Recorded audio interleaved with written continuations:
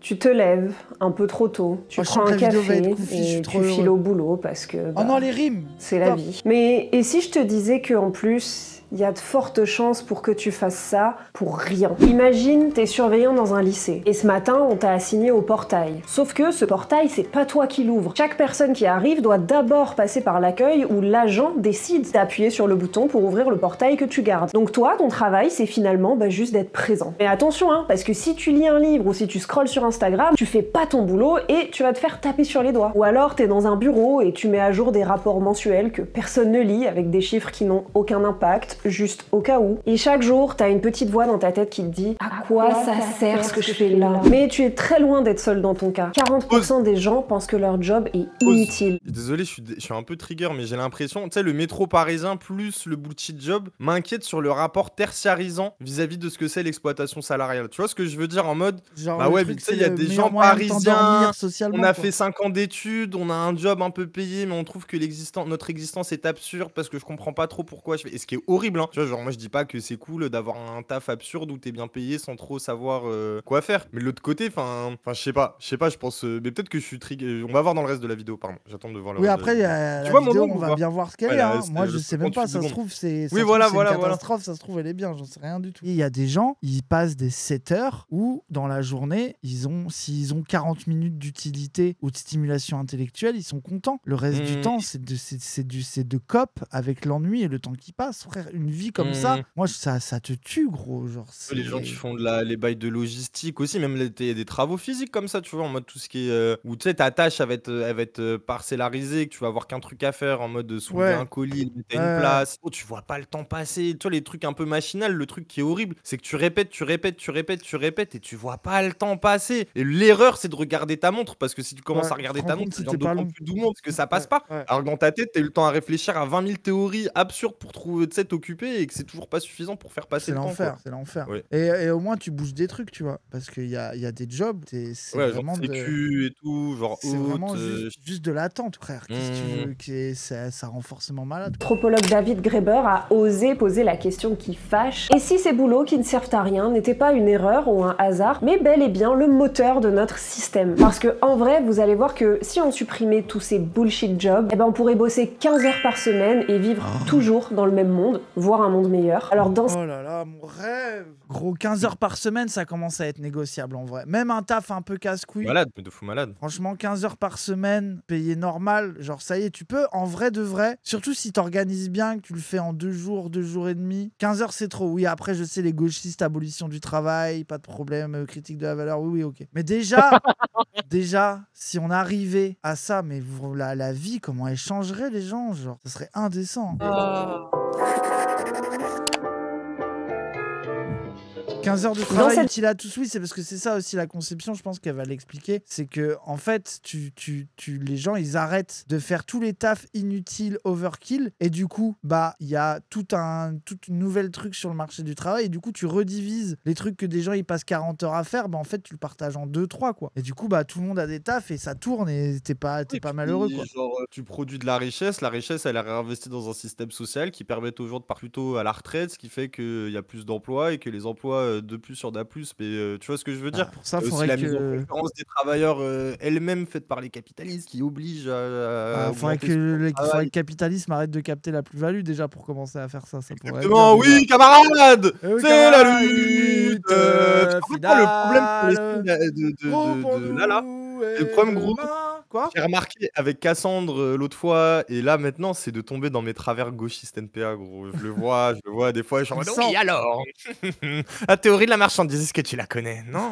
Tu as lu Marx? Tu vois, genre je suis là en mode non, Elias, ferme ta gueule, dans ma tête, j'ai une voix intérieure de tu vas faire chier tout le monde. Mais bref, oui. Après, c'est utile, c'est bien. Oui, il faut des vidéo, on va parler de Bullshit Job de David Graeber qui est un ça, les petits post-it couleurs, je connais à la fac. T'as pas lu le bouquin, tu le tords, tu mets des petits post-it à des endroits au hasard, t'arrives en cours avec, hop, j'ai travaillé. Oui, mais toi, c'est parce que toi, en fait, En fait, ce qui m'énerve, c'est que moi, tu vois, je fonctionnais pas comme ça, mais je pense qu'il y a des gens, ils sont comme ça. Je suis sûr, un Cassandre, il est comme ça. Mais toi, t'as un mec, t'ingurgites le bouquin et tu le tèches comme ça sans prendre de notes et tu vois, ouais, je l'ai lu en une soirée, ouais, c'était bien. Et tu t'en bats les couilles. Après, j'en parle toujours mieux que toi. Toi, va te faire foutre.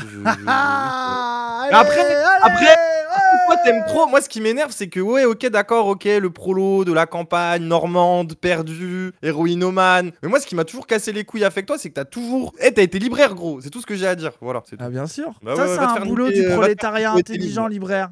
oui, Ça c'est le ah ouais, prolétariat parce qui qu'il y en a un, réfléchit, peut-être. c'est le prolétariat qui Bravo le bouquine. mépris, monsieur. Bravo le mépris. Bravo le Ah, mépris. c'est pas le prolétariat sous coke dans un restaurant à chier dans les plats là parce qu'on t'a parlé mal une seconde. Frère, toi, t'es serveur, t'es DA, même pas t'arrives à le gérer, tu vas faire tout tomber, gros. Tu poses des canettes ouvertes partout. Toi, tu fais fais rien tout tomber, tomber toi. Allez, H24. vas-y. Bah, moi, je suis Pierre Richard une semaine, mais après, gros, je te jure que j'ai une. Pierre Richard Agile de une mon. semaine. Pendant une semaine, il casse tout et après, ça va.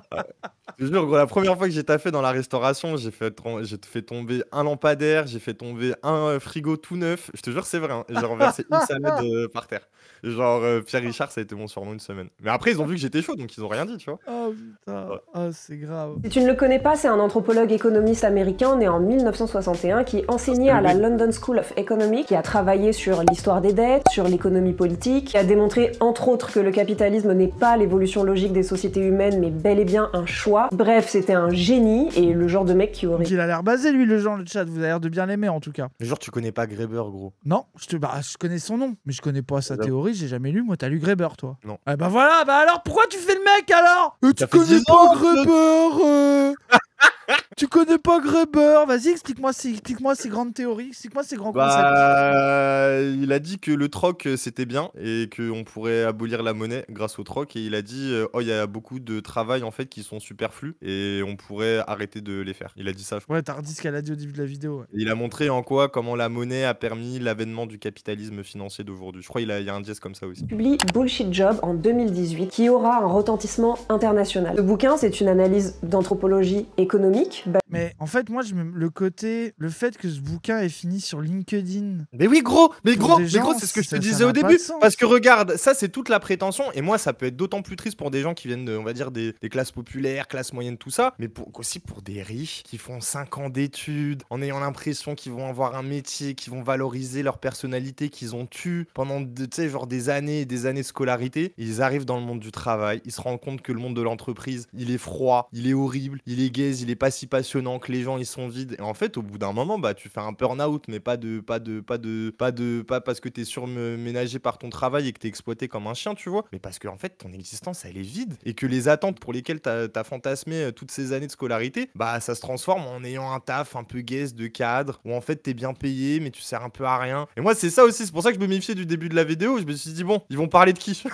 Ils vont parler justement des gens qui se font chier à l'usine à faire des tâches répétitives, ou ils vont parler des petits cadres parisiens du 11e. En fait, c'est ça. C'est que, encore une fois, ils s'intéressent à leurs conditions de travail quand ça les concerne eux, comme si le prolétariat avait pas bore-out depuis je sais pas combien de temps avant eux. Quoi. Bah oui. Et là, ça y est, maintenant qu'ils sont dans des bureaux, payés 2500 balles à faire des trucs inutiles, ils commencent à inventer. Et surtout, qu'est-ce que ça dit du bouquin de ce maître s'il est autant récupéré? Est-ce qu'il est si radical que ça? Je sais pas. Après, j'avoue, là c'est un jugement il manque un Cassandre facile, ou un Wissam. Oui, mais le chat va nous dire, le chat, il est là pour dire. Bon, d'abord, définissons un bullshit job. Littéralement, c'est un boulot que, s'il disparaissait demain, il y a des chances pour que personne ne s'en rende compte, voire pire, pour que le monde aille mieux. En Espagne, un mec a été absent de son boulot pendant 6 ans avant que quelqu'un ne s'en rende compte. Mais attends, mais lui... c'est comme moi. Mais quel génie, gros. C'est le GOAT, vraiment. Mais gros, moi déjà, quand j'allais pas à des missions d'intérim et qu'ils s'en rendaient pas compte et que moi que j'étais angoissé de les prévenir pour pas me faire radier de l'agence et qu'au final je finissais par être payé parce que le mec qui fait les fiches a même pas vu mon absence, j'étais en mode mais tu te sens le cul, t'es en mode ouais mais le destin m'a prévu de belles choses pour ma vie, tu vois. Le mec a passé 6 ans à regarder la télé, à boire des bières et fumer des wanges en étant heureux, en se baladant dans la ville, en étant payé. Et quel génie, quel roi, hein. Incroyable, 6 ans d'absence, on continue à le payer. Mais après, le niveau d'inutilité de son job, si pendant 6 ans personne voit que tu n'es pas là. Après, j'imagine dans une grosse boîte avec tout qui est automatisé. Eh ben attends, Raz, y'en a bien, ils sont ministres, tiens. Ouais, c'est vrai. Pardon, je voulais critiquer le système. Même devenu spécialiste du philosophe Spinoza. Alors attention par contre, ça n'a rien de spinoziste de jamais aller taffer, de se branler les couilles, ça. Ah ouais, les fans de philo, hein. Les Ilyes là, supportable. Oh là là, la démocratie interne. Le fait d'avoir été fan de philo, ça m'a obligé à comprendre qu'il fallait que je fuis le salariat en trouvant un métier qui corresponde à mes passions. Et ça a été pas facile, mais je suis en stream aujourd'hui, je suis heureux. Ça t'a rendu individualiste petit bourgeois, quoi, bravo. Ah oui. On a à voir avec un job de merde qui est en général utile, voire nécessaire, mais ingrat et mal payé, et donc que personne ne veut faire. Et puis il y a aussi des jobs qui sont partiellement bullshit, donc des boulots utiles, mais pollués par plein de tâches à la con. En gros, il faut imaginer que ce métier disparaisse et voir ce que ça ferait au monde. Donc par exemple, s'il y a plus d'infirmiers ou d'éboueurs, c'est le chaos. S'il y a plus de profs, la société finirait par être en grosse difficulté. S'il y a plus d'artistes, le monde y devient... Ah oui, oui, on est sauvés, frère. Artiste, créateur, écrivain, j'étais là. Est-ce qu'on est dans les bullshit jobs? Est-ce qu'on est dans les bullshit jobs? Est-ce qu'on est dans les bullshit jobs? Est-ce qu'on est dans les bullshit jobs? J'étais terrifié, frère. Fade, sans intérêt. Et par contre, si tu vires une partie du secteur financier, il risque de pas se passer grand-chose. Lorsque les éboueurs de New York se sont mis en grève, la ville a accédé à leurs réclamations en 10 jours seulement parce que c'était la catastrophe. Tandis que lorsque... Et maintenant, on est là, plus rien foutre. Terrifié. Que les banques se sont mises en grève en Irlande, bah il s'est rien passé et le PIB a même continué d'augmenter. Il y a aussi plein de gens qui pensent que le milieu de la fonction publique il est truffé de boulots qui servent à rien à cause de tout le gloubi-boulga administratif. Vous avez le formulaire bleu? Le formulaire bleu? Non. Alors comment voulez-vous obtenir oui, le laissez-passer à 38? Mais vous allez voir que au final... plus de la ref Astérix pour parler de l'administration française. Bah c'est quand même vraiment dans la finance et tout ce monde-là qu'on retrouve énormément de bullshit jobs parce que déjà c'est des boulots qui en général ne créent rien et qui juste déplacent de l'argent. Pourtant ils se sentent souvent bien supérieurs aux éboueurs, hein, mais c'est un autre sujet. Puis aussi, ça peut sembler surprenant parce que c'est dans ces mondes-là qu'on voit plein... T'as turbo mal parlé de la vidéo au début, en mode ça va être une vidéo de merde qui va sucer les mecs de LinkedIn. Alors que la meuf, elle est basée, elle est en mode... Je sais pas, j'ai vu un métro parisien et j'ai vu un joli appart. Je me suis dit, à qui est adressée cette vidéo? Tu vois, c'est tout, c'est toutes les seules questions que je me pose, gros. Voilà, je me méfie. La caractéristique numéro 2, un bullshit job implique de faire semblant. Faire semblant de croire que ton travail a une vraie raison d'exister. Et là, on touche le dernier aspect du bullshit job, c'est que du coup, en plus, il peut être nocif. Lorsqu'on regarde le... Mais ça aussi, ce que j'aime pas avec la tech, ce qui m'inquiète, c'est que du coup, ça pose la question des travails qui sont jugés utiles, en fait, tu vois. Genre, parce que du coup, qu'est-ce que tu fais pour les gens? Parce qu'il y a des gens là pour appuyer sur un bouton ou pour emmener une lettre d'un étage à l'autre ou j'en sais rien, ok, tu vois. Mais le niveau de production capitaliste, comment tu le classes dans l'utilité ou pas dans l'utilité? Les livreurs Amazon, genre les gens qui sont dans des plateformes Amazon toute la putain de journée. Après, tu sais qu'Amazon, là, peut-être qu'elle en parle, hein, peut-être qu'elle en parle. Mais gros frère, Amazon, ils sont dans un dièse où ils veulent créer des magasins, où en fait, tu rentres dans le magasin, tu te sers, tu ressors, ça débite automatiquement ton compte, etc., etc. Tu vois, ils sont vraiment dans une logique où ils sont déjà en train de à travers l'IA, les machines, de remplacer le salariat. On en revient à quoi sert l'outil. C'est que détruire ces jobs-là de manutention, mais du coup, tu fais quoi des gens? En 2017, il y a des chercheurs qui ont voulu chiffrer ça précisément. Et voilà les résultats. Pour chaque dollar reçu les aborigènes, ils ont rien et pourtant ils donnent tout. Un chercheur en médecine va accroître la valeur globale de l'économie de sa société de 9 $.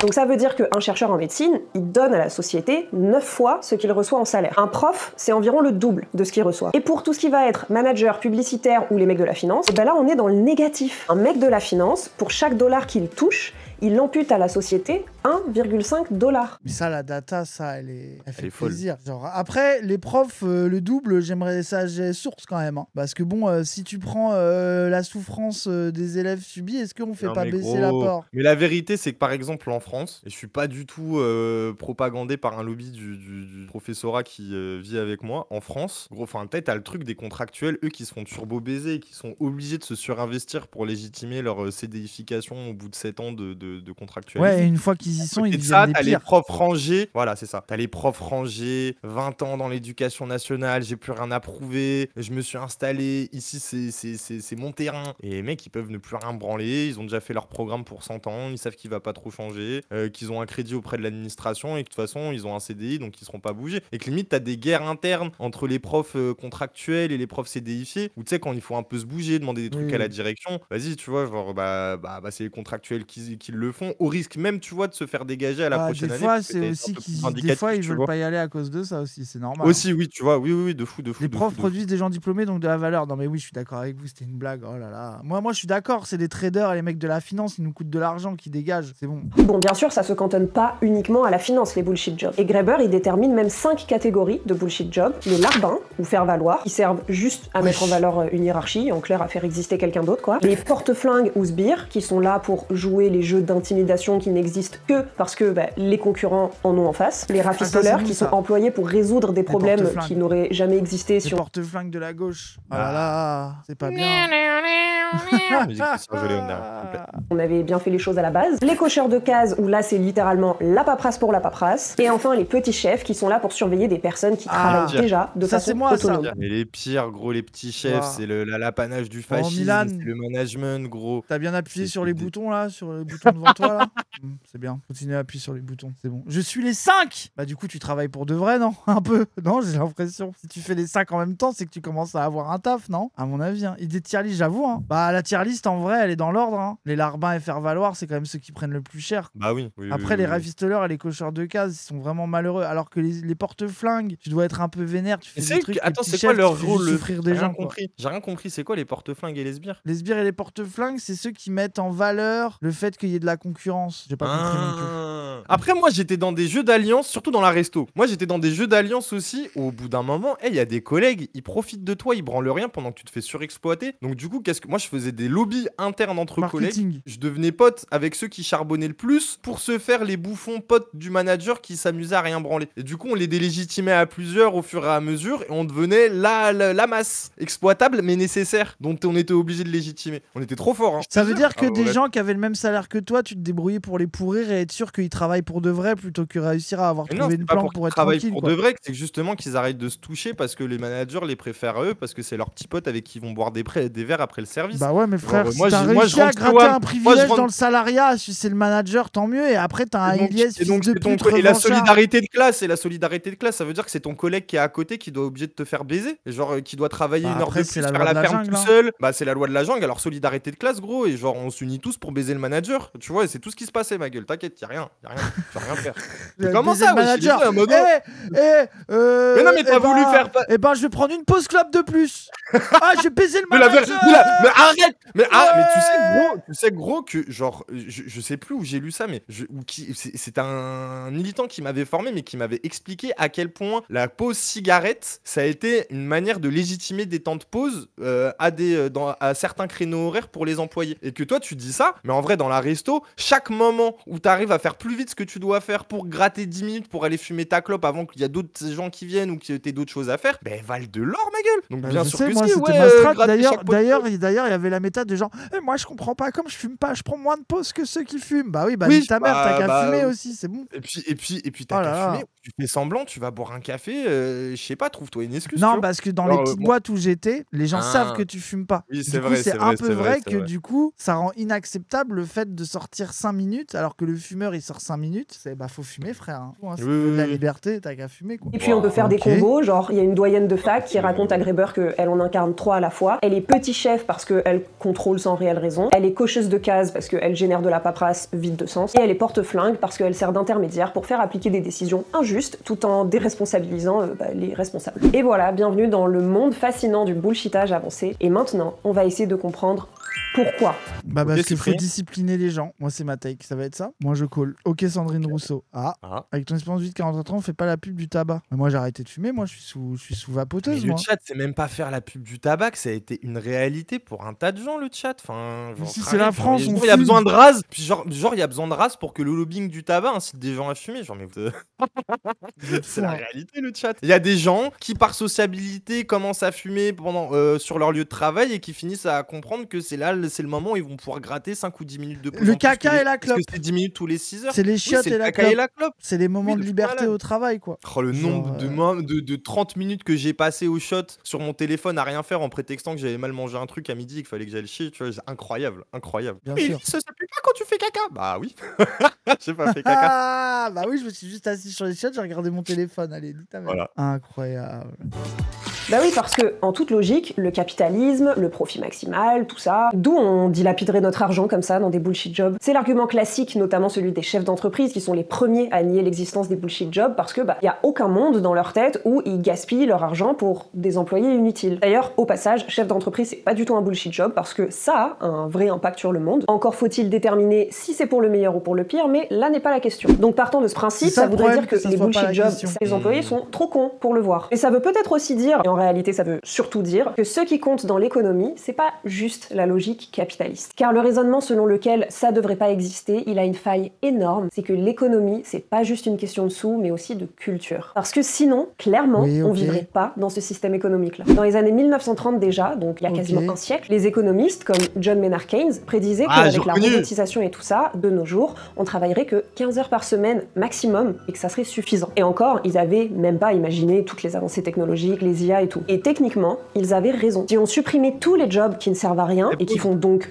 perdre du temps. C'est pas une des contradictions du capitalisme que l'avènement des machines et au fur et à mesure de leur développement, c'est que le capitalisme pourrait justement se défaire des vies humaines à exploiter, mais que du coup ça produirait une contradiction, que tu te retrouverais avec plein de gens sous le carreau, pas payés ou précarisés par le fait qu'ils n'ont pas d'emploi et qu'il y aurait la révolution, ou je suis taré. Et du coup on en revient au fait que le niveau de contrôle et d'aliénation, l'intérêt capitaliste de payer des gens à rien faire pour être sûr qu'ils se révoltent pas, c'est quand même, ça veut dire qu'il y a une somme de gens exploités au travail et payés pour ne rien faire pour être sûr que jamais ils ne se dressent contre ce système, quoi. Genre ça reste quand même, c'est quand même du génie un peu. Genre ça reste quand même, ils sont trop forts. C'est très emphasique ce soir, pour que jamais ils ne se dressent contre ce système. Et juste, on bosserait 2 fois moins minimum. Parce que finalement, ce qu'on accepte lorsqu'on occupe un bullshit job, et d'ailleurs n'importe quel job, c'est de louer notre temps et pas vraiment notre savoir-faire. Vous connaissez tous d'ailleurs cette belle expression qui dit le temps c'est de l'argent. Avant le capitalisme, le temps il était qualitatif. Ça veut dire qu'on bossait quand c'était nécessaire, selon les saisons et les besoins, et sans horaire. Et du coup, la vie pro et la vie perso, elles étaient pas vraiment séparées. Et puis vient le capitalisme. Vie de streamer, ça.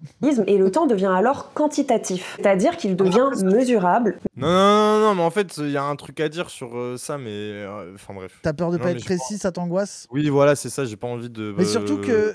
Du Yéné, quoi. J'ai pas envie de dire de la merde comme Oui, mais on s'en branle, c'est pas grave, on est des streamers, on est là pour dire non, mais nos c'est mauvais pas tant avis, pas streamer maîtriser. que l'auto-entrepreneuriat, où en fait. Moi, c'est pas streamer, parce que streamer, globalement, oui, j'ai la vie douce. Non, mais oui, c'était une blague, c'était une blague. Hein. Mais par contre, en entrepreneuriat, il y a un truc où t'es obligé de te poser les logiques de l'auto-exploitation et que du coup, tu deviens ton propre patron et tu deviens ton propre salarié en même temps. Sauf que là, ce que j'ai l'impression que ça sous-entend. Elles sont corrélées aussi à tous les moments de ta vie où tu peux rien faire pour te reposer, sauf que quand tu te reposes, tu vois l'argent que tu fais pas ou que t'es en train de perdre et que du coup, tu te dis ah, je suis obligé d'aller taffer, quoi. Mais du coup, je voulais pas dire ça parce que Yéné, quand il l'a dit en mode ah ouais, les gars, je travaille plus qu'un mec qui va à l'usine, t'es là en mode gros, genre globalement, c'est toi qui fais l'exploitation et que si tu fais bien les choses. Non, mais attends, parce que la différence, c'est que ce qui est sous-entend, c'est qu'à l'époque, parce que là, aujourd'hui, l'autogestion, l'auto-entrepreneuriat, c'est une manière de même d'enlever la limitation du temps de travail parce que les gens sont tellement mal payés qu'ils s'exploitent eux-mêmes à travailler des 50 heures par semaine, etc. Sauf que ce qui est sous-entend, c'est qu'à l'époque, vu que c'était vraiment indexé sur les besoins réels de ta vie de tous les jours, il y avait des moments de travail ardu, mais sous-entendu, il y avait aussi des moments d'oisiveté. Et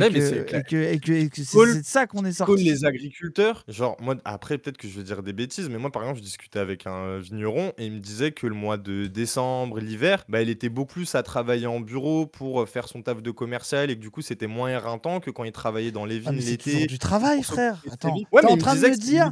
Mais non! C'est de la négociation. Une journée où il se levait à 5h pour finir à 22h, là, c'était des. Je fais des journées de bureau où je peux commencer à 9h et finir à 17h. Et lui, dans sa tête, c'était un truc de fou déjà. C'est bien ça qui est grave. Ça veut pas dire que c'est pas de l'exploitation, mais je corrèle juste ça au métier d'agriculteur qui est éreintant dans tous les cas et qui corrèle encore au souci des saisons, tu vois. À partir de là, en effet, on ne vend plus ce qu'on produit à un patron, on vend le fait d'être là. Même quand il n'y a rien à faire, sinon tu es en faute. Et je cite Graeber, le capitalisme ne s'est pas contenté d'acheter le travail des gens, il a acheté leur temps, et ce temps est désormais vide de sens. Parce que le résultat, c'est que le temps est devenu quelque chose qui se quantifie. On peut le gagner, on peut le perdre, on peut le tuer, on peut courir après, ou on peut l'échanger contre un salaire. Exemple concret, on interdisait aux employés d'avoir des montres dans les premières usines, les patrons trafiquaient les horloges. Finalement, dès le début du XXe siècle, vous le savez probablement, la base du conflit entre employeurs et employés, ça a toujours été le taux horaire. Les 3-8, travail, salaire, profit, Marc, pardon. Mais j'allais dire quoi? Et puis même, t'as un truc de ségrégation temporelle, mais vas-y, c'est pas tant la question qu'elle est en train de poser, où les gens que tu vois, par exemple, exploiter, ils vont se lever plus tôt, ils vont rentrer plus tard, et que tu vas voir avoir dans les métiers les plus aisés. Moi, c'était ça une fois, c'était quand j'avais 17 ans. Mais regarde, prends le métro. Est-ce que tu vois les mêmes gens à 6h du mat que quand tu le prends à 10h? Et c'est vrai, tu commences à guetter. Et là, tu vois pas les mêmes Tu vois le profils, privilège.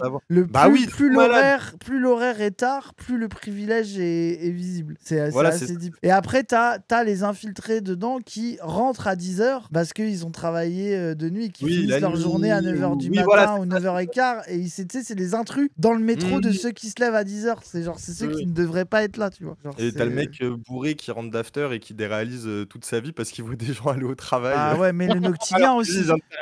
Les moments noctiliens, 4h30, 5h du mat, le mélange entre les rébous et les gens qui partent taffer. Ça a forgé ma patience. Je peux te dire que j'ai fait ça 3 mois. Et il y a des gens, ils ont fait ça toute une vie, tu vois. Mais 3 mois, avoir des bastons, avoir des mecs prendre du crack, pendant que toi, tu rentres tout suant, collant. Genre, j'ai fait que ça 3 mois. Genre, vraiment, ça m'a rendu taré. Pour comprendre pourquoi on accepte de faire des boulots qui servent à rien, voire pire encore, pourquoi ils prolifèrent fort et pourquoi c'est même pas vraiment vu comme un problème globalement, il faut pas regarder juste l'économie. Bon, faut quand même regarder l'économie aussi, juste pas que. Mais de toute façon, le facteur économique, il est très clair. Depuis les années 1970, l'économie a changé. Ah, elle va dire... Vas-y, fais ton call. C'est l'avènement du néolibéralisme. Thatcher nous a dit il n'y a pas d'autre alternative. Et cela s'est conclu en 83 en France par Mitterrand. Mitterrand qui nous avait promis des nationalisations et qui a décidé que le néolibéralisme était l'horizon indépassable de la politique. Ils nous ont menti. Ils nous ont menti pour leur propre profit. Le chat, levez-vous vers la révolution, la grande, celle qui vous regarde, celle qui vous attend. Pardon. Je sais pas, j'avais envie d'être Mélenchon. Ah, c'était ça. Après, il est moins méchant avec 83 Mélenchon vu qu'il était là-bas. Bah oui, mais moi Mitterrand. Mais il y avait un truc. C'était plus un zinzin soumis, mais moins fan de Mitterrand que Mélenchon. Non, mais tu l'avais, il était bien. En général, à l'école, on apprend qu'il y a 3 secteurs dans l'économie: l'agriculture, l'industrie et les services. Et les services, ils ont explosé pendant notre siècle. Mais ce qu'en général, on ne nous apprend pas, et je comprends pas vraiment pourquoi, c'est qu'on identifie surtout un 4e secteur depuis les années 70 qui domine largement l'économie actuelle, et c'est celui des banques, assurances et immobilier. Voilà. Et ce secteur, il pénètre aussi les... Mais ça, je sais plus ce que Luc Baird a dit dedans, parce que justement, c'est là où, et même Mark Fisher, il en parle aussi, sur en mode le capitalisme comme... Enfin, tu vois, genre le néolibéralisme, l'horizon indépassable du capitalisme, et avec la finance. Mais il y a un truc où, en fait, avec la spéculation et les logiques de marché absolues, tu vois, qui sont... parce que l'État a de moins en moins de prise sur le marché, ça fait que, oui, c'est ça, c'est la liquidité, où en fait, les gens et les vies humaines, les salariés, ils sont vus que comme une variable d'ajustement vouée au profit des entrepreneurs, des patrons et des financiers. Et les financiers, eux, ils sont derrière à faire des jeux d'action qui peuvent, même limite avec des algorithmes aujourd'hui, être régis par des algorithmes qui te font ça en des nanosecondes. Tu vois, il y a des transferts financiers, des fois, qui se font en nanosecondes, où le mec, il a eu le temps de faire 20 000 transferts parce que... Sauf que ces transferts-là méconsidèrent les vies humaines qu'il y a en dessous et quitte à, je sais pas, envoyer 10 000 personnes se faire licencier dans un pays... Frère, il y a des gens, ils vivent au RSA pendant ce temps. Bah frère. Oui, c'est ça. En France, t'as des gens, mais du coup, ils automatisent des IA pour faire bouger des millions, c'est indécent. Oui, voilà, c'est ça. Et du coup, qu'en fait, cette logique de marché absolu, elle a aussi encore plus renié la valeur de ce que c'est la vie humaine, où en fait, même des calculs algorithmiques pour je sais pas comment dire, tu vois, mais pour maximiser les profits des capitalistes, ça se fait sur le dos des vies humaines, quoi. Mais ça, c'est le truc de la bourse, les gens ils boursicotent et en 10 minutes ils peuvent mettre une boîte dans une situation où elle va virer des gens qui se suicident derrière, quoi. Il y a un film, ou même le truc, le Big Short avec le fait qu'ils spéculent sur la dette immobilière et que en fait la spéculation qui est désincarnée dans des bureaux avec des mecs en costard, tu vois que c'est des gens au fin fond des États-Unis qui ont fait un prêt et qui se retrouvent à la rue parce que les mecs ont appuyé sur 3 boutons de move financier, quoi. Big Short, si vous avez pas vu les gens, The Big Short, short comme un short que tu mets le pantalon là, The Big Short, autiste, yeux de verre, Paris contre la bourse, c'est une folie. Moi je l'utilisais beaucoup pour essayer d'intéresser les gens. De fou, c'est un des meilleurs films pour comprendre pourquoi faut être anti-néolibéralisme et anti-bourse, boursicotage, finance, etc. Par exemple, les industriels comme les vendeurs automobiles, ils font beaucoup plus de profit en proposant des services financiers comme des crédits ou des leasings plutôt qu'en vendant des voitures en réalité. Et comme la finance est devenue si importante, Bah, toutes les entreprises industrielles se sont liées à la finance. Les PDG des entreprises, ils ont beaucoup plus associé les intérêts de leurs entreprises à la finance. Ils se sont d'ailleurs dissociés de leurs salariés. Et forcément, tous ces employés, bah, du coup, ils se sentent plus trop liés à leur entreprise. Ah oui, c'est ce que je racontais sur le fait. Enfin, tu vois, c'est le truc capitaliste financier qui gère tout dans des bureaux où les gens, c'est que des variables d'ajustement. Tu t'en fous si tu dois. Tu sais, c'est ça le truc qu'a raconté Luc Baird en mode libérer du cash flow. Tu sais pas trop ce que ça veut dire, mais il faut faire de l'argent. Et le flow, c'est quoi? C'est bah, le truc un peu où il y a des vies humaines, mais bon, tu sais pas si. Genre en mode c'est grave s'ils vivent ou s'ils meurent. Bref, c'est une dinguerie, hein. C'est une dinguerie, hein. Et puis en même temps, bah, tu sais, c'est le rapport aux gens aussi qu'on a à la politique. Tous les jours aussi, on parle de santé publique, de scolarité, de chômage, que en termes de statistiques. Mais ça crée un rapport froid quotidien aux gens où ça permet plus de montrer à certaines personnes l'horreur que ça crée. Et que du coup, tu parles de ça à la télé sans jamais montrer la réalité de ce que ça crée au sein de ces villas. Bah, toi, t'es un petit mec, bien, qui a son travail, qui a son petit job, voire pire, t'es un petit bourge ou un bourge. Bah, tu dis, bah ouais, bah oui, bon, merde, il y a un petit problème, mais ce ne sont que des chiffres. Ces chiffres n'ont aucun impact sur la vie réelle de ces gens-là. Ça ne leur crée pas des affects, ça ne leur crée pas de la souffrance. Mais c'est marrant parce que ça me fait penser au truc à l'inverse. C'est la phrase que t'as, Mélenchon, il le dit à Sanabi de il y a une époque où chaque ouvrier de l'usine savait le visage de son patron et où il habitait. Oui, tu vois. Et le truc de même, moi, mon daron qui me racontait, disait mais moi, à une époque, on allait mettre des coups de pression au patron chez lui. On allait dans son jardin, on défonçait ses arbres, on défonçait son jardin. Tu sais, il y avait un truc corporel, tu vois. Il y avait un rapport direct au patronat, etc. Et oui, il a un nom, il a une adresse. Et que en fait, avoir séparé les deux, c'est que ça a permis de créer une armée de traders, de marketeurs, de RH complètement déconnectés qui appuient sur un bouton qui font sauter des milliers de vies. Et de l'autre côté, t'as des milliers de vies qui ne savent même pas où est le mec qui a appuyé sur ce bouton, quoi. Et en fait, tu sépares la classe dominante de la perception de la dominante de l'un de l'autre, et ça les rend encore plus, les uns plus violents et les autres encore plus impuissants, quoi. Genre, t'as même plus ce truc paternaliste, fordiste de le patron qui a un bureau dans l'usine et qui se fait embrouiller par ses salariés, tu vois, genre, qui est déjà, les gens se faisaient baiser quand même, tu vois. Genre, tu sais partout, quoi. Woodji a régulé ce problème. Après, j'arrête avec Luc Baird, mais c'est elle a raconté aussi pour faire un lien avec ce que tu racontais justement dans cette désincarnation de direction patronale dans les lieux de travail, où c'était je crois que c'était un mec où la daronne d'un actionnaire de centre d'EHPAD où il y avait eu justement des gens qui étaient morts, maltraités. Ils avaient retrouvé sa mère, je crois, morte, mais tu sais, avec plein de matière fécale autour d'elle, sur elle, etc. Et le mec, il était désolé, mais tu sais, vu qu'il y avait tout ce rapport de désincarnation entre son rapport actionnarial qu'il avait avec ces EHPAD-là, il se rendait même pas compte que c'était de sa faute. Tu vois, genre, il se rendait même pas compte que c'était lui qui avait induit tout ça en voulant maximiser ses profits sur le dos du fonctionnement de ces EHPAD-là, tu vois. Ouais. Et c'est dans l'intérêt du capitaliste qui s'en rend jamais compte, quoi. Oui, c'est ta daronne, ta propre mère. Genre, oui. Mais ça, c'est comme après, c'est le truc, c'est comme les gens qui ont voté pour Trump et leur meuf s'est fait expulser, là. Genre ça, vraiment, quand ça arrivait 10 jours après, le mec était là. J'ai voté pour Donald Trump et je comprends pas pourquoi ma femme a été renvoyée au Mexique. Mais frère, bref. Reprise par loyauté. Et donc, il va falloir les contrôler et les surveiller, tous ces sales travailleurs déloyaux. What is going on? What is going on? On n'a pas un peu retourné la situation là? Et donc, on crée des petits chefs, des administrateurs, des managers de partout, et les bullshit jobs se multiplient comme des petits pains. Parce que voilà un point important des bullshit jobs, contrôler et surveiller. Et ça, on est d'accord, ça n'a pas de rapport avec la logique capitaliste. Et Graeber, il va même démontrer que ça relève plutôt d'une logique féodale. Et on va parler là de féodalité managériale. On sait que la plupart des méthodes de management... Après, j'imagine que c'est justifié dans le bouquin, mais tu sais, on dirait que le capitalisme... Ouais, non. Le contrôle, c'est pas son truc. C'est presque prendre premier degré, le côté un peu immanent et dérégulé du capitalisme. Sont économiquement inefficaces, les études le démontrent, mais donc ça veut bien dire que le but, c'est pas de produire, c'est de maintenir le pouvoir et le contrôle. Parce que ces méthodes de management, par contre, elles sont très très efficaces pour maintenir un système de domination. Le but, c'est d'avoir un système ultra hiérarchisé qui finalement ressemble davantage au système d'une époque médiévale qu'un système capitaliste classique. Que ceux qui détiennent le pouvoir et l'argent est finalement plein de vassaux, comme une petite cour de roi, car notre monde, avant tout, est un monde de hiérarchie et de privilèges. Et si on se penche sur notre histoire et notre culture, on comprend mieux pourquoi des gens acceptent de brasser de l'air comme ça, car le travail, dans notre société, c'est une valeur quasiment religieuse. Vous avez pas remarqué que, quel que soit le bord politique des gens, tout le monde pense que travailler, c'est bien. Et surtout, que de ne pas travailler, c'est très très mal. Et même... Moi, j'ai un contre-discours à ça. Ah ouais? Le problème, c'est le salariat, c'est pas le travail.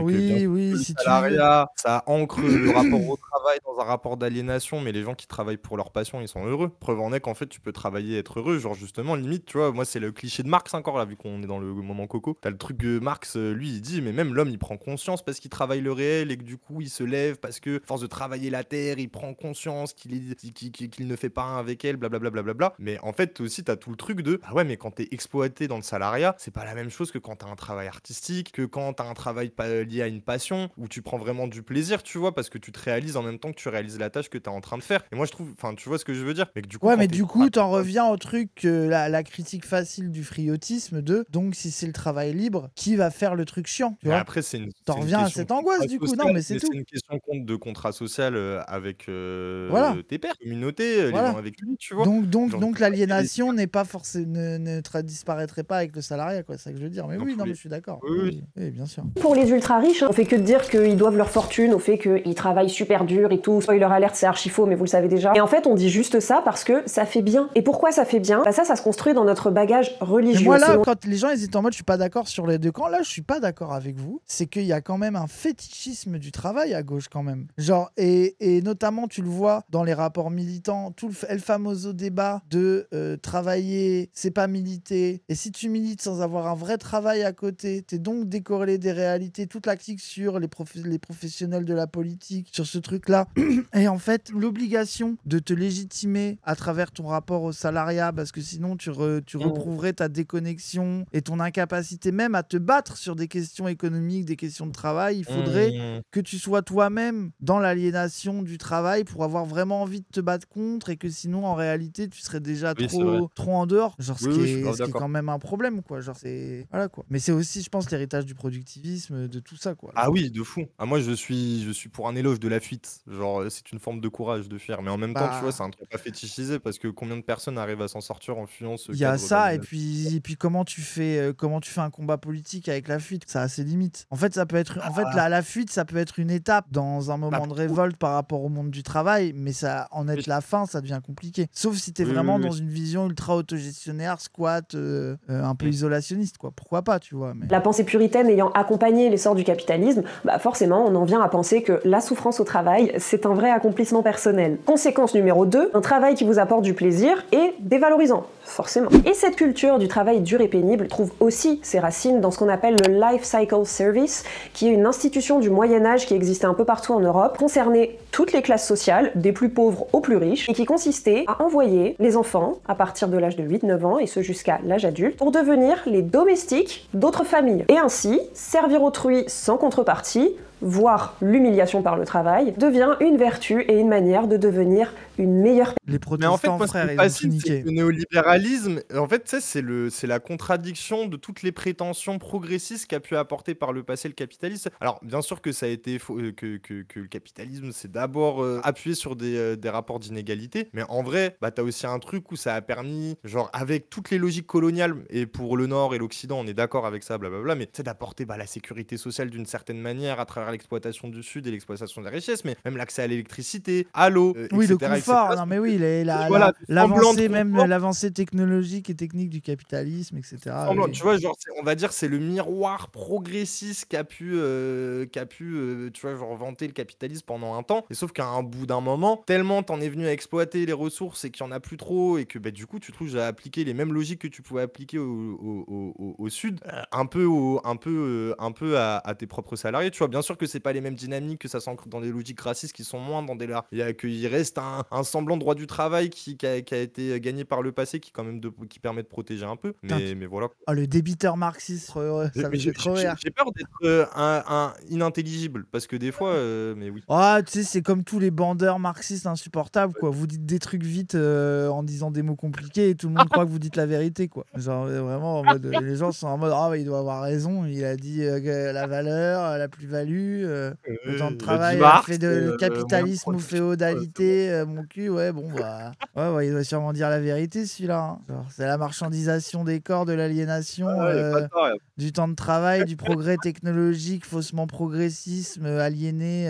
sur la progression capitalistique de la captation de la marchandise de la valeur. Il a dit des gros mots en ayant l'air convaincu. Ouais, voilà, exactement.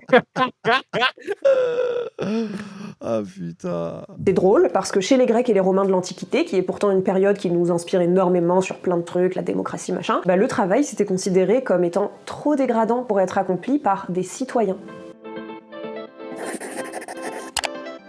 Peut-être qu'au début de cette vidéo, vous vous êtes dit « Mais enfin, c'est quoi le problème à être payé à rien foutre ?» Eh ben, faut savoir que c'est très destructeur pour l'esprit et la santé mentale. Oui, et la vérité, c'est qu'on glande jamais vraiment. Il faut toujours avoir l'air occupé, donc être alerte au passage des petits chefs. Mais attends, et puis surtout, au final, on est d'accord qu'il y a un truc, genre, la société qui est le plus matrixée dans ça, c'est le Japon. Le truc en mode, t'as vu Stupeur et Tremblement, là, tu vois ce que c'est ou pas? Ou la meuf, le truc de Amélie Nothomb, là. Non, je connais pas. Elle montre comment, dès à l'époque, t'avais cette pratique avec les Japonais où la meuf, elle est payée à photocopier 500 trucs, elle les file au mec, il les met à la poubelle. Et elle fait ça tous les jours. Et genre, c'est un vrai bail. Genre, t'as vraiment ce truc où c'est... Et c'est en même temps de l'humiliation au travail, parce que t'as aussi le côté un peu étrangère, à une époque où le Japon, il y en avait presque pas, etc. machin. Mais aussi la vérité au Japon, où comme les vieux, ils refusent de leur filer une retraite, ils les mettent devant des passages cloutés, dans des petites rues où il y a 3 passages par jour, et ils passent 8 heures debout à côté du truc. Genre, ça a l'air d'être vraiment un bail de fou là-bas. Genre, c'est l'esprit sushi, quoi. Une dinguerie, c'est une dinguerie. Ça, je l'ai vu de mes yeux. Ah, ça a l'air d'être une dingue, hein, vraiment. On n'a aucun espace mental pour penser à autre chose. Et on n'a jamais eu autant de bullshit jobs, mais on n'a jamais eu non plus autant de burn-out et de dépression. Coïncidence, car ne rien faire, en tout cas d'utile, eh ben, c'est insupportable pour la plupart des êtres humains. Les études en psychologie sont très claires. Nous avons besoin de nous sentir. En plus, c'est logique, productiviste, un peu ou contétrique, ça, tu sais, en mode... Moi, je connais des gens, ils sont au chômage, ils ont des 8 mois de chômage, et ils sont déjà dans l'angoisse de « Vas-y, faut que je trouve du taf, faut que je trouve du taf. » Ah non, les gars, t'es au chômage, profite, va au bout du truc, quoi. T'as un travail, mais t'as un truc où... Bah ouais, c'est ça qui est horrible. T'es là en mode, tu peux même pas profiter du peu, tu sais, dans le mode de tout, des 2-3 ans où t'as été exploité pour avoir même pas une année. Genre, tu peux même pas en profiter parce que t'es culpabilisé au quotidien de toucher ton chômage, du productivisme, enfin de pas être productif, et que du coup, comme t'es pas productif, comparé au mec qui travaille H24 et qui lui va pas le réclamer, bah t'es une petite merde parce qu'il faudrait que tu te sois réembauché tout de suite. Et puis t'entends Macron à la télé dire « Ah, mais il y a du travail en France, il suffit de traverser la rue. » Et t'es là en mode « Ah, sale merde. » Et puis je pense que c'est aussi à cause de la manière dont fonctionne le travail, c'est que je pense que si les gens travaillaient 15 heures par semaine et qu'ils avaient du temps libre, t'inquiète qu'ils construiraient une vie en dehors du travail et que même le moment où ils seraient au chômage, ils sauraient quoi faire en fait. Genre, ils sauraient, mais là que si ta vie, ça est toute ta vie, 40 heures par semaine au taf, ta sociabilité à travers ton travail, tu te retrouves du jour au lendemain où en fait, tout ce que t'avais dans ta vie, c'était des week-ends Netflix à dormir parce que t'es épuisé. En fait, c'est le vide dans ta vie. Tu n'as rien construit intellectuellement dans tes pratiques, pratiques artistiques. T'as rien à côté sur lequel te rattacher au moment du chômage. Du coup, bah, le réflexe, ça peut être de vite, je veux retourner dans l'endroit où j'étais stimulé, quoi. Et du coup, recours vers l'exploitation le plus vite possible.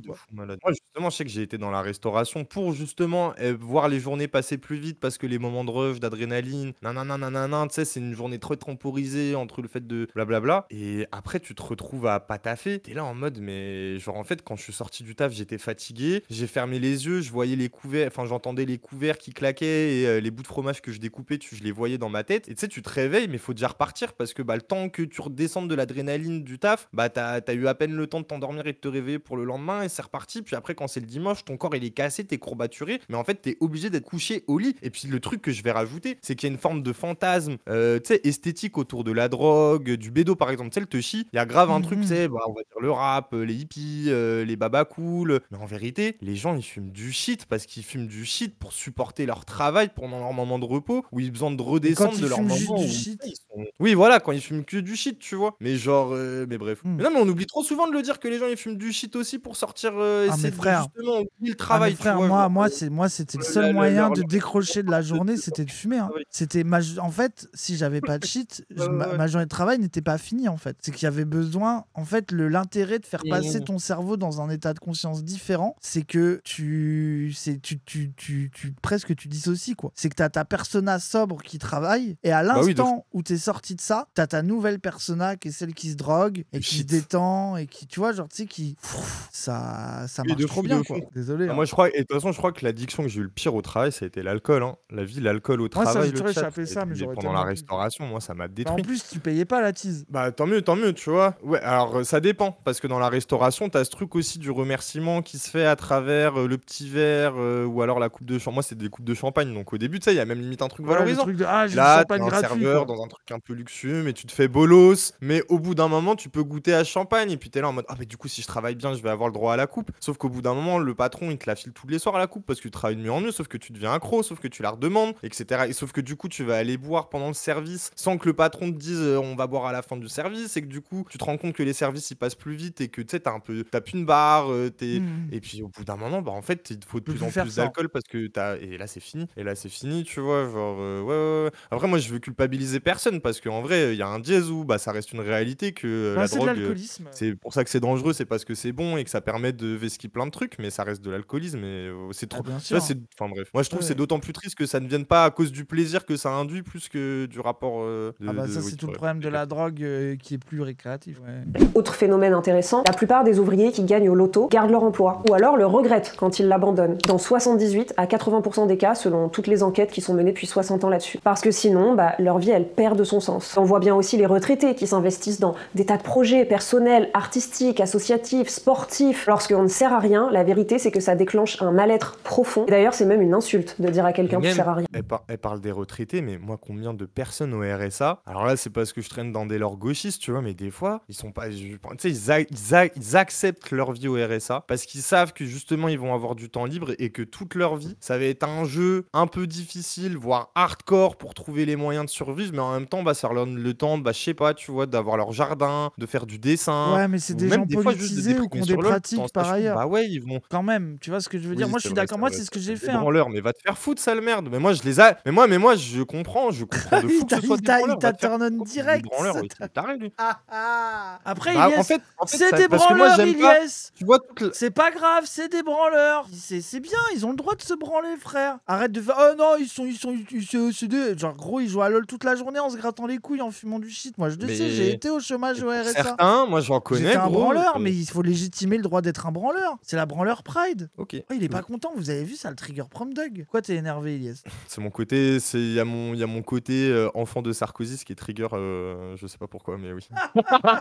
T'as projeté un truc méritocrate alors que c'était une blague, quoi. Ok, ça va. Et donc, bah, on va compenser pour redonner un peu de sens à sa vie. Et l'une des compensations les plus accessibles, c'est la consommation, et même la surconsommation. Comme on n'a pas le temps et l'espace mental de s'impliquer dans un réel projet, et bah, on dépense l'argent qu'on gagne, histoire que bah, tout ça serve à quelque chose. Ouais, mais après, acheter des trucs, c'est trop bien, quoi. C'est quand même trop bien, le capitalisme, c'est tellement puissant, quoi. Tu travailles toute la journée, le peu de thunes que t'as, tu l'achètes à des gens qui sont aussi aliénés. Toi, moi, je me rappelle, c'est quand je sortais de Pralu et que j'allais au truc de pain de mie japonais et que je voyais des gens avec les mêmes tabliers que moi, avec la même tête, et que j'étais en mode putain, je suis en train de dépenser l'argent. Et puis c'est surtout que un truc que je mangerai jamais parce que je déteste, parce que je bosse toute la journée dedans, à d'autres gens qui vivent la même chose pour un autre produit, et eux, ils venaient m'acheter des brioches. J'étais vraiment en mode, mais c'est un circuit fermé, le bordel, en fait. C'est quoi cette merde? Genre, c'est complètement absurde. Ça n'a aucun sens, quoi. Genre, c'est horrible. Ce qui est utile produit quelque chose. Mais est-ce que c'est vraiment ça qui permet à une société de tenir debout, finalement? Fin du suspense immédiat, non. Ce qui permet à une société de vivre, c'est ce qu'on appelle le care, le soin, le travail d'aidant. Celui qui consiste à faire à manger, à nettoyer, à s'occuper des autres, des lieux de vie, etc. Et en réalité, il est souvent relégué aux plus dominés de la société, donc aux femmes ou aux précaires. Et ce sont ces travailleurs-là, qui parfois n'ont même pas de salaire, qui en réalité font tourner le monde. Ça nous mène à une contradiction centrale de notre monde, en fait, savoir, il y a... Cette vidéo-là, bah, nous, après, le truc, c'est qu'on n'a pas appris grand-chose. Après, ça a été l'occasion de parler de trucs intéressants. Mais en soi, le fond de la vidéo, c'est un peu le truc de base de... Les gens, en vrai, oubliez pas, il y a des trucs qui servent vraiment à rien, quoi. Mais ça, c'était le truc sur lequel je trouve la gauche aurait pu appuyer après le Covid. Et j'ai l'impression qu'on n'a pas réussi à capitaliser là-dessus. Sur le truc de les vrais utiles qui commençaient à monter dans le pays. Il y a eu un peu ça sur un mode vis-à-vis de la, tu sais, bah, du rapport en mode tous les départements, tout le monde était confiné, mais le seul RER continuait à avoir bondé, c'était le B parce que c'était celui qui faisait la jonction Paris 93 et que tout ce carbone se trouve, c'est les rebeux, les Renois du 93 exploités, c'était les sans-papiers qui vivaient dans ces trucs-là, qui devaient continuer à avoir des travails de merde, etc., etc. Mais ouais, sinon, c'est pas une question qui a été investie de fou après le Covid et ça aurait dû l'être, tu vois. Ouais, Ruffin, il a voulu y aller là-dessus. Et je comprends pourquoi il a voulu le faire. Là, en fait, aussi, le gouvernement, tout le côté passe nazitaire, le côté autoritaire, les flics dans les rues qui contrôlent les gens pour leur passe, etc. En fait, ça a recentré le débat sur ça. Et en fait, le truc qui était ce truc de l'ambiance d'applaudir les infirmières et du pays qui se rendaient compte qu'il y avait, même si tout ce truc des gens qui voulaient pas retourner au taf, qui se sont rendus compte, mais en fait, ça a été effacé. Et on s'est retrouvé avec Philippot, le fou du bus, et les débats, et surtout à la télé, les débats, c'était c'était Raoult la chloricodine mon cul là. Et ça parlait pas du fait, mais en fait, les gens regardaient, notre pays il tourne avec les trucs les plus utiles. Bon, il y a quelques bails qu'on pourrait rajouter, refaire de l'art, aller quelques commerces, machin si on veut. Mais il y a toute une partie du pays, ils se portent très bien s'ils arrêtent de travailler en fait. Genre ça c'est la quoi la chloroquine là. Voilà quoi. Ok, bah le capitalisme c'est le cas quoi. Oui voilà.